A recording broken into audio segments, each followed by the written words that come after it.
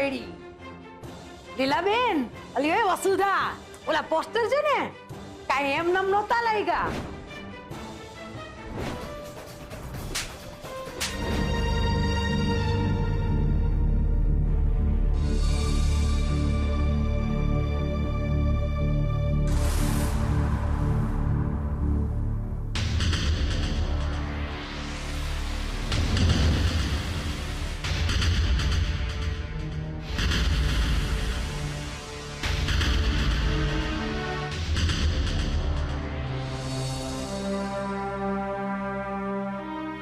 આવું કઈ કરશે એની તો કલ્પના પણ નહોતી. કેટલો સમજો ને ઠાવકો લાગતો તો એ છોકરો. અને ઓલા બાબુ વખતે જ્યારે એણે તમને કિંજલને નહીં મળે એવું વચન આપેલું ત્યારે તો મારા મનમાં એનું માન કેટલું વધી ગયેલું. અને આજે આ બાબતે વાત નથી કરવી. કિંજલ અને માને આવી જવા. કિંજલનું તો જાણે સમજ્યા કે મોહિતભાઈને મૂકવા નાકા સુધી ગઈ છે, પણ આ અચાનક બા ક્યાં ચાલ્યા ગયા? મારે વાત નથી કરવી. મારું મગજ ફાટે છે. મને એકલો મૂકી દે. આજે તો તરત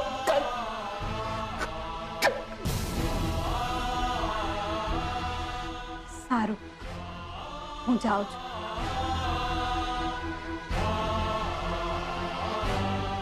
પણ તમે વધારે વિચારીને તમારી તબિયત ના બગાડો.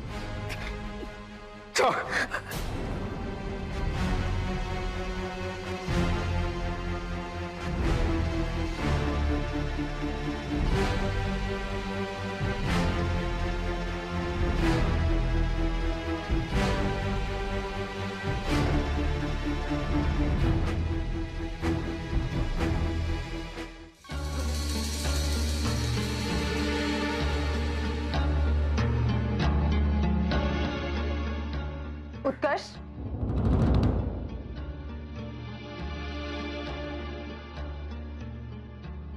ઉત્કર્ષ, મારી વાત સાંભળ ને. કિંજલના વતી હું તારી માફી માંગુ છું. પણ આમાં કિંજલનો શું વાંક છે? ભૂલ આની છે. લેટર આને લખ્યો હતો. લેટર એણે લખ્યો તો શું થઈ ગયું? રૂપેશ, ઉત્કર્ષે તો ફક્ત એ લેટરમાં એની ફિલિંગ્સ જ લખી હતી. એણે ક્યાં કોઈ ખોટી ડિમાન્ડ કે ચીપ વાત લખી હતી? અચ્છા, એટલે જાહેરમાં જે હોબાળો થયો એમાં તને ઉત્કર્ષનો કોઈ વાંક નથી દેખાતો?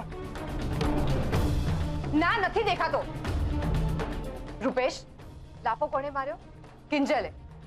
સીન ક્રિએટ કોણે કર્યો? કિંજલે. તો પછી વાંક કોનો? કિંજલનો. Shut up!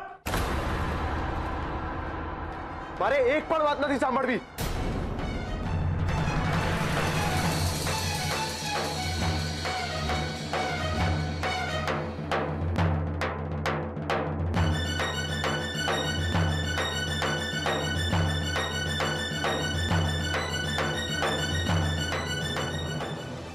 બહુ હર્ટ થઈ ગયો છે બિચારો. એમાં વિચારો શું? હવે બેવકૂફી કરે તો લાફા ખાવા પડે. બાકી બધું બરાબર જ ચાલતું હતું ને. મેં એને કીધેલું કે ભાઈ ધીરજ રાખજે, પણ ના, એને તો આજે ને આજે જ હા પડાવી દીધી. બસ. એક મિનિટ, એટલે તને ખબર હતી કે ઉત્કર્ષ કિંજલને પસંદ કરે છે અને તે મને કહ્યું પણ નહીં? એ યાર, પાછું ચાલુ થઈ ગયું તારું બધું. ના, એટલે તું રાજકોટ જાય, બરોડા જાય તો મારે શું અહીંયાનો એક મિનિટનો રિપોર્ટ આપવાનો તને? હું નવરો છું? રૂપેશ, એવી વાત નથી. હું બસ એટલું કહેવા માંગુ છું કે જો મને પણ ખબર હોત તો આપણે મળીને કંઈક વર્કઆઉટ કરી શક્યા હોત. તો હજી પણ વર્કઆઉટ કરી શકે છે ને સેજલ? તું તારા ઘરે જઈને બધું સાચવતી થા. ચલ, હું તને ઘરે મૂકી જાઉં. એની કોઈ જરૂર નથી. તું અહીં ઉત્કર્ષને સંભાળ, હું ત્યાં જોઈ લઉં, પછી વાત કરીશ.